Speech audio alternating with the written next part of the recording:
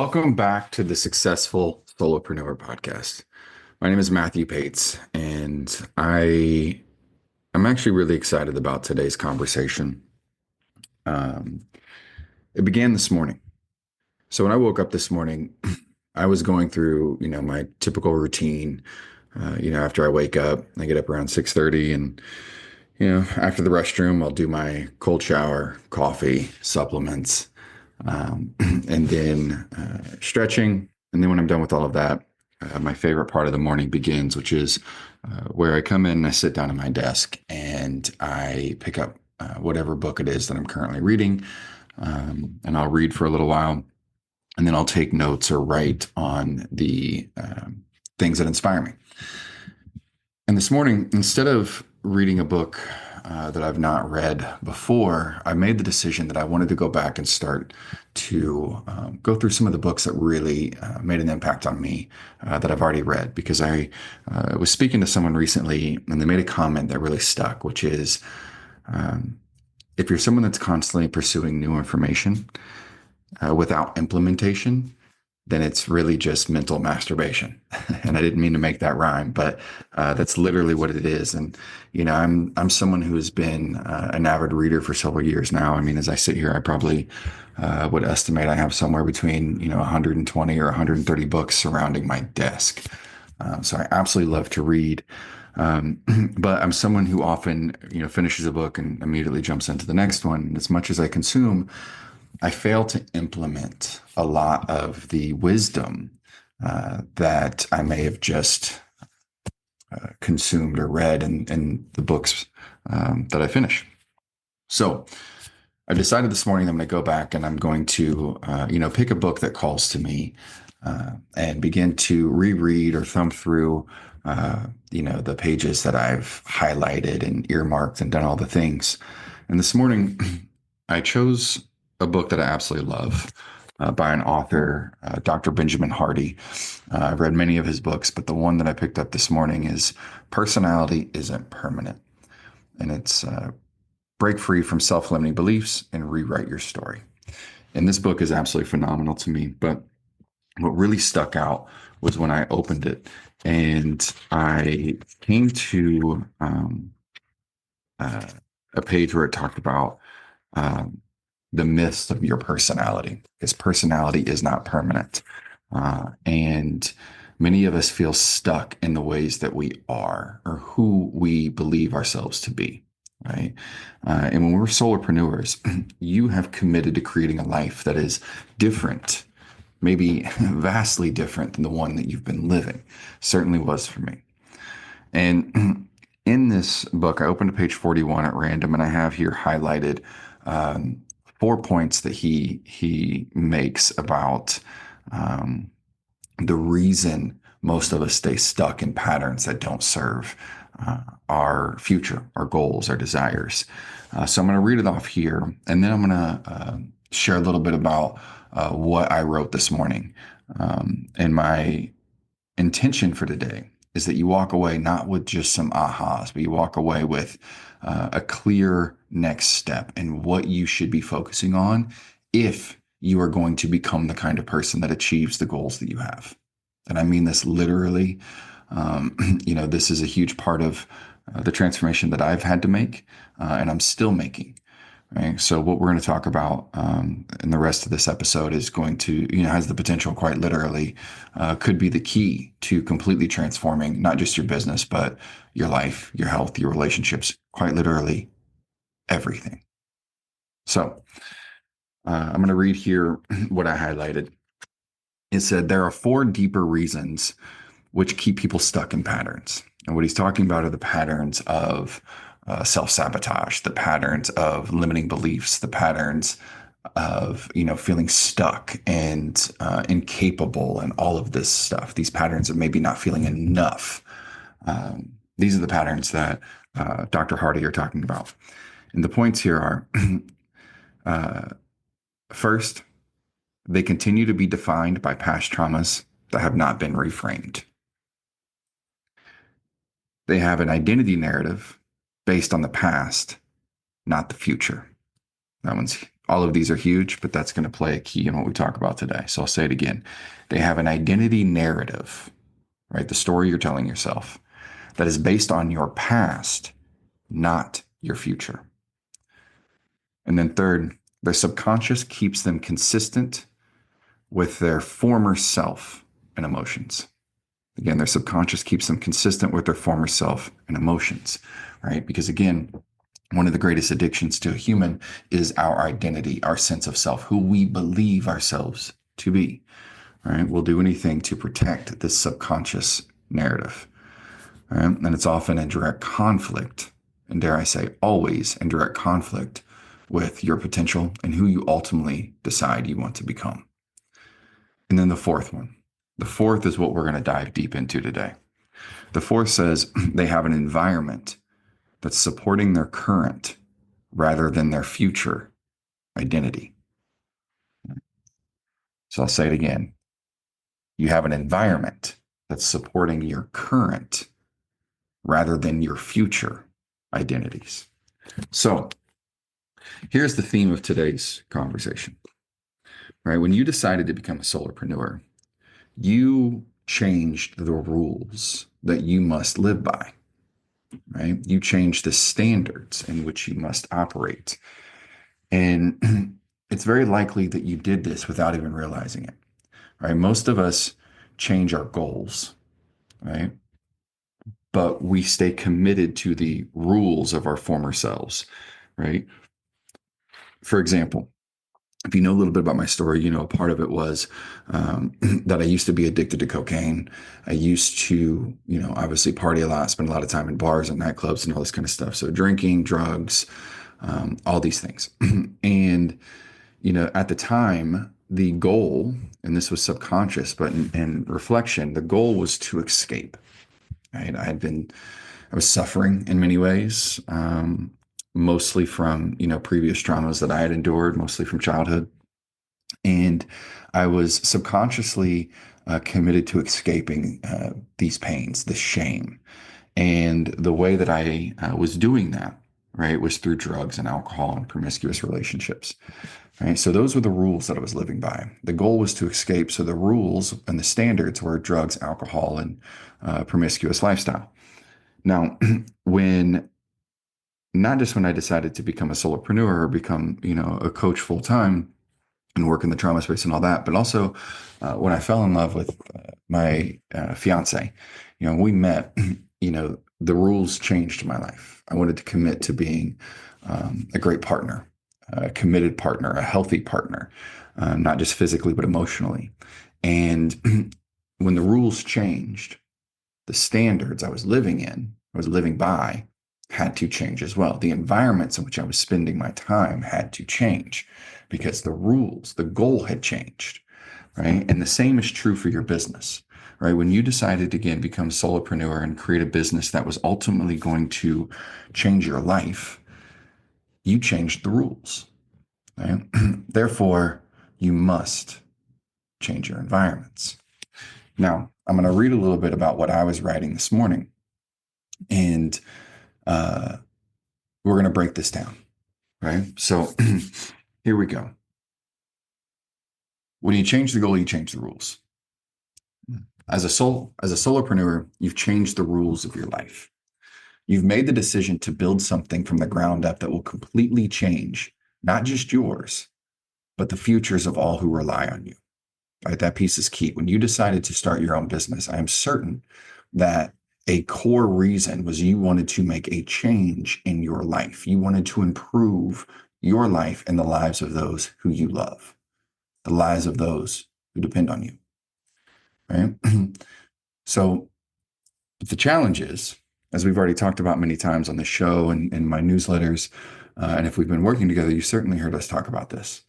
Right? The hardest part of becoming a successful solopreneur isn't the business. Right? It's not all the tasks that you must do, the marketing, the accounting, the admin, the funnels, the copywriting, all that stuff. Right? Hell, we didn't even talk about the coaching or whatever service it is that you provide. Right? But the hardest part of becoming a successful solopreneur is you. Right? because you are going to be in direct contact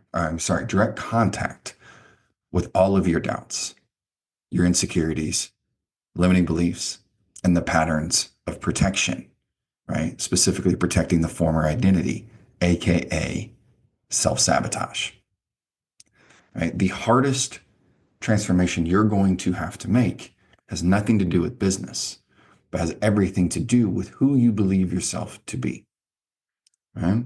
And becoming the kind of person who achieves the goals that you have set is really what this journey is all about, right? It's your business is a catalyst to becoming that person, right? So becoming a successful solopreneur is a game of personal transformation. That you must become the kind of person who succeeds and who lives by standards and values, right? You must become clear on what the standards and values you live by are or will be, right? So if you think about this, your standards and your values, they're essentially the rules that you're living your life by, right? And in order to become great at any game, you must understand the rules first and foremost. Right? And most of us are operating in a life where we're not clear on the rules we're living by, which is why we feel like victims, right? We feel out of control. We feel uncertain. We feel unclear, confused, all of these things, not because we don't have goals, desires, and visions, but because we are often unaware of the unconscious rules that we're living our lives by that are governing our behavior. Right? So you must become first clear on what those standards and values are, right? Because when you decided to start your business, you changed the goals you have by changing your goals. I'm sorry, you changed the rules you have by changing your goals, right? You change the rules of the game that you're playing. And today I want to talk about the one area that you have total control over, despite how it might feel. You have total control over, and will have the greatest impact on how you show up in your business and ultimately in your life, right? This one area, this one thing completely transforms the way that you behave and operate in life. And in some cases, in small ways, immediately, but in reality, over time, right? And that one thing is your environment.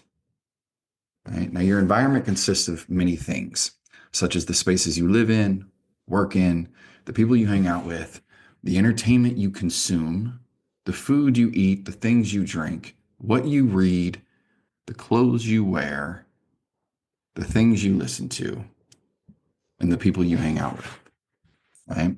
And many more.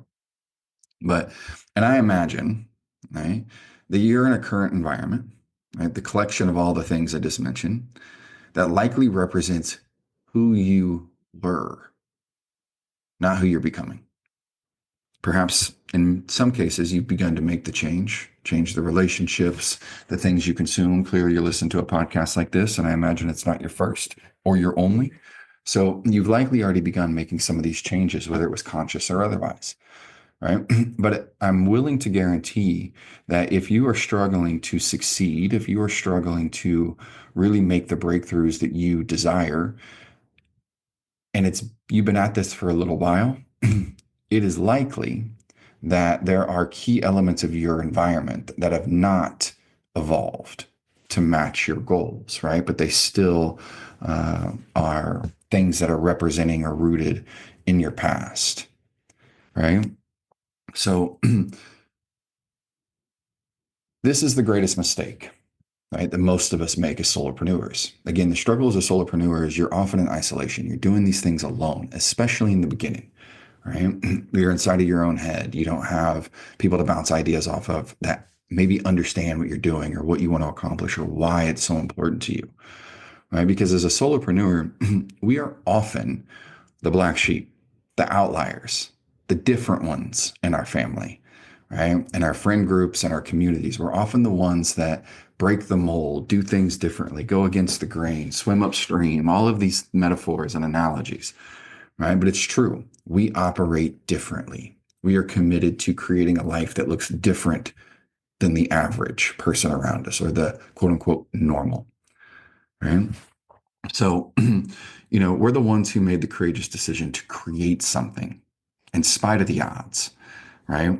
And create something that's on our own terms, or live a life by our own rules, right? But to do this and to prove not just to ourselves, but to everyone around us, we must become ruthlessly committed to transforming our environments to make sure they match our goals instead of trying to create this new life, this successful business inside of an environment that matches our past.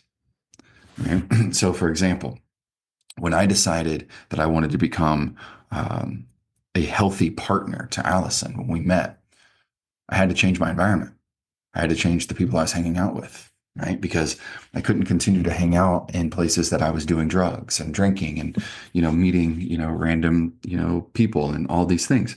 So when I changed the goal, I had to change the environment.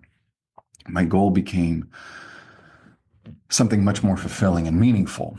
But I had to first go through the challenge and the emotional and sometimes literal pain of recovery, right? Of healing. And we must do the same, even if your environment isn't as toxic as the one that I was living in, right? So, how do we do this, right? Most people wait until tragedy strikes or some, extremely challenging and unnecessary circumstance arise, that forces them immediately to change because they quite literally are, backs against the wall. They've hit rock bottom. They have to make a change. They've got a diagnosis. They had an accident. They lost someone they care about, right? These major events often spark immediate and drastic change, right? And you'll notice those people change their environments, the things they're doing, who they're hanging out with, what they're reading, what they're consuming, what they're eating, drinking, etc. Right? But one of the most difficult things for any of us to do is to make those changes before disaster strikes, before it's too late or we have to, right? To consciously choose to change and transform is going to be very painful emotionally, right? Mentally, in some cases, physically, right? So, how do we do this?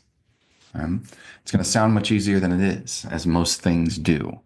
But if you choose to commit to one of these, just one of these, and begin to stack from there, you will begin to understand the power that your environment has on everything that you have, what you have, and ultimately what you create. So, what we first need to do, right? And if you've listened to the show, you've heard me talk about this in other contexts, but it is imperative, right? You first must define a clear and specific goal that you want to accomplish by the end of this year. And I say that with intention, right? Because it's achievable. It's close enough that it's real, but far enough away that you have time to make the changes, right?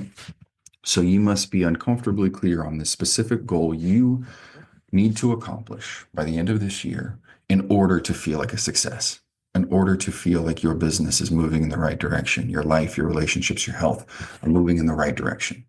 One clear, specific goal, because that goal is going to dictate the rules, right?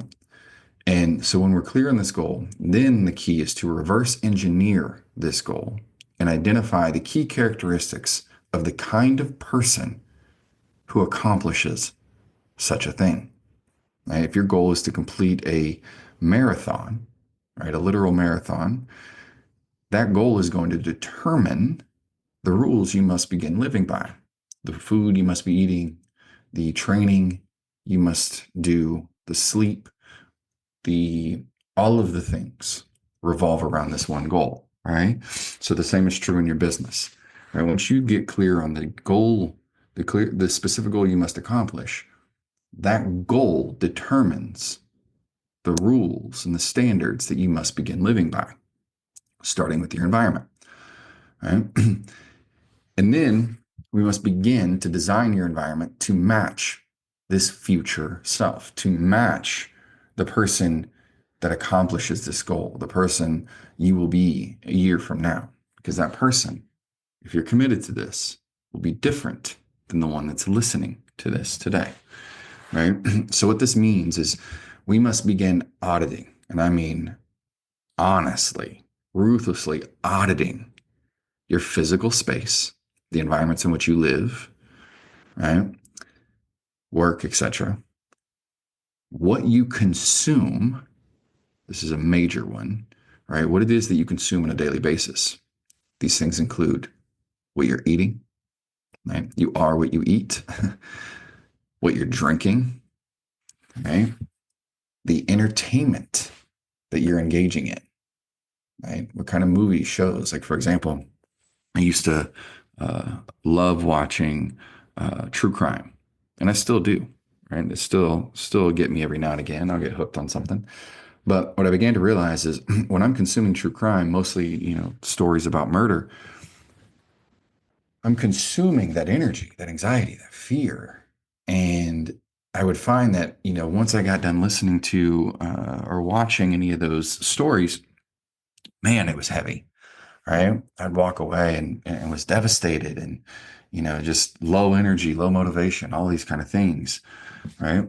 And I found that I had to begin eliminating, those shows and those podcasts because it it was completely destroying the energy that I needed to really show up to the goals that I have as a solopreneur and a husband and, future father and all these kind of things, because I needed that energy in order to achieve the difficult things that I've set out for myself, right? The transformation that I have committed to. So what you choose to entertain yourself with matters, right? And it's not just television, but the biggest one in our modern world is social media. What are you consuming on social media every single day? Or the news is a big one. Right? What are you consuming every single day? You have to ruthlessly audit these things for your energy, right?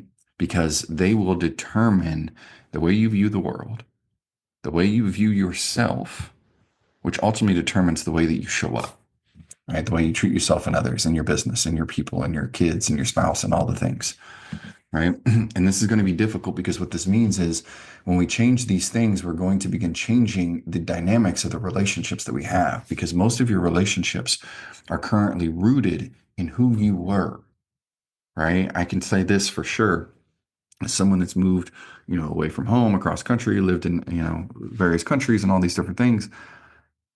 When I go back home, it's impossible to ignore the differences between me and the people that I used to spend all my time with and was raised around, right?